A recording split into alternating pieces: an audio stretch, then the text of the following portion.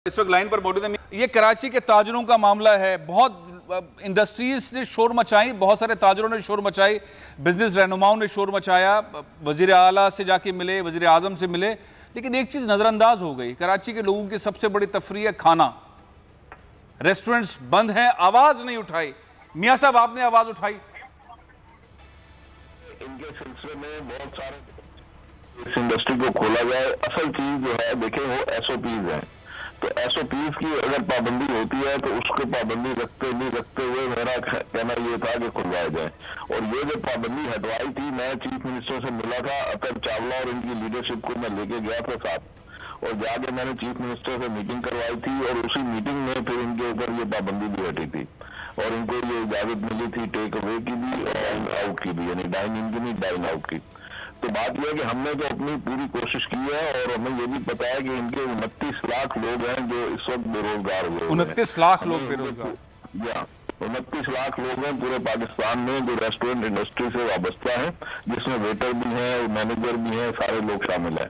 तो इतनी बड़ी ह्यूज तादाद जो है वो इस वक्त बेरोजगार है सिर्फ इस वजह से। और ये बिल्कुल सही कह रहे हैं हमारे जो अपना एकरा के जो लीडर आपके साथ इस वक्त आपके साथ बैठे हुए हैं, ये बिल्कुल सही कह रहे हैं। और ये एक इंसानी अलमिया में तब्दील हो रहा है।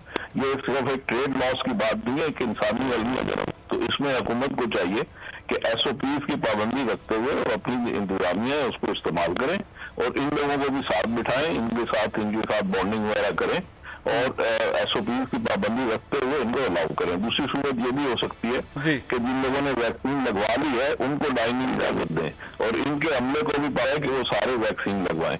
तो ये कोई ऐसी बड़ी बात, वैक्सीन लगवाना कौन सा मुश्किल काम हो गया, हर जगह पे लग रही है। बहुत बहुत शुक्रिया आजाद हुसैन साहब, अच्छा मशवरा दिया। जुबैर भाई, आपको आवाज आ रही होगी, ये एक बड़ा मामला है। एक तो माशी मामला है, एक तो बहरान आया हुआ है, दूसरा कराची के लोगों को एक तफरी मिलती थी। कुछ नहीं है कराची में, कहीं जाने की जरूरत नहीं है। गाड़ी में अपनी फैमिली में अपनी बीवी बच्चों को बिठा के एक रेस्टोरेंट पे खाना खिलवाया करते थे। 15-16 माह से ये भी नहीं हो रहा। मैं ये कहता हूँ कि देखें, कराची चेंबर में हमेशा सबके लिए आवाज है। मैं आपको कई मुताबिक प्रेस रिलीजें भेज सकता हूँ। और दूसरी सबसे बड़ी बात यह है कि कल परसों रात को मैंने 2 मिनिस्टरों से रेस्टोरेंट वालों की मीटिंग कराई। मेरे तो मशवरा इनका रेस्टोरेंट के एसोसिएशन वालों को ये है कि पहले खुद अपने आप में एक हो जाए।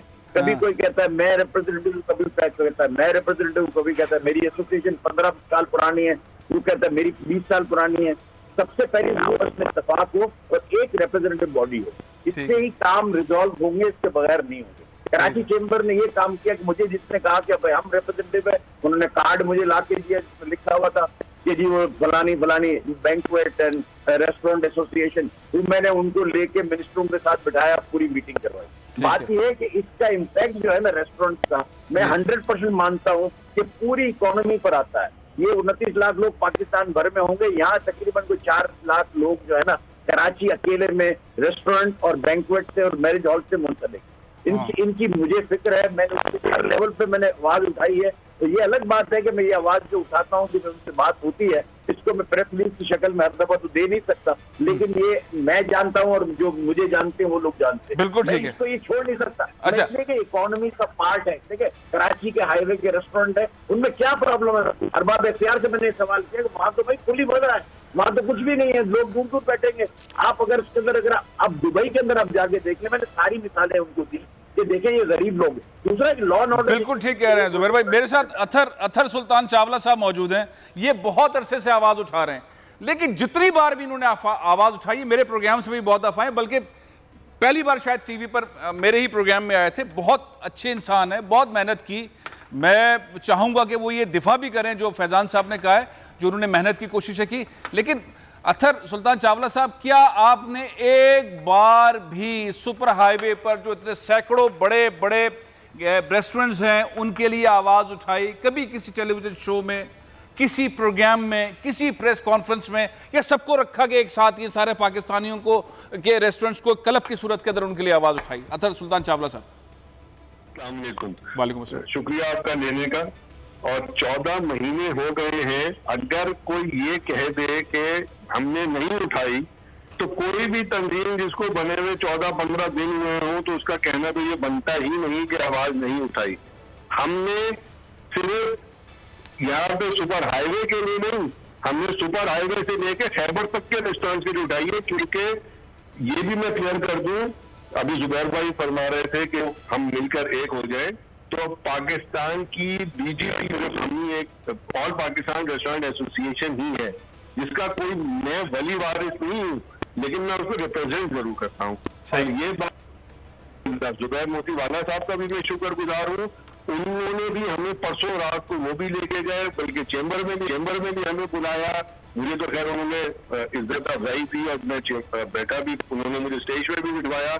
अल्हम्दुलिल्लाह सब मिलकर ये काम कर रहे हैं। अच्छा, अब नताइज कहां तक पहुंचे? चले ठीक है, आपने आवाज उठाई, ये 15 माह से ये तो बहुत आसान नहीं है। खुले मैदान में 3-3, 4-4 एकड़ के ऊपर रेस्टोरेंट्स हैं, तख्त लगे हुए, लोग दूर दूर बैठते हैं।